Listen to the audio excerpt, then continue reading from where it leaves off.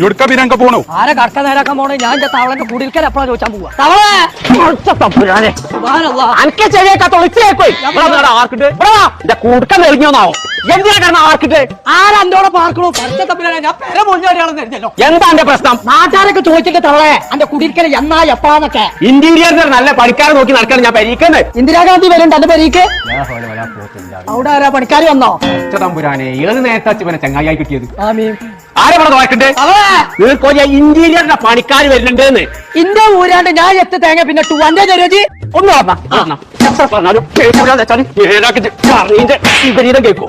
ഇന്ദിരാഗാന്ധി അല്ലേ പരീക്ക് വെക്കോലേ വെക്കവിടെ കുടുക്ക തന്നിട്ട് പോ. ഇന്റീരിയറിന്റെ പണിക്കാരുടെ കാര്യമാണ് ഞാനോട് പറഞ്ഞത്. പുന്നാരത്തവള എനിക്ക് അങ്ങനെയാണെന്നുണ്ടെങ്കിൽ മോങ്ങത്ത് പോയിക്കൂടെ? MN ഇന്റീരിയോ എന്ന് പറഞ്ഞാണ്ട് ഒരു അലാക്കിന്റെ കമ്പനി. ഓലത്തൊന്നും ഇന്റെ പരീക്കുള്ള സാധനം ഉണ്ടാവുന്നു.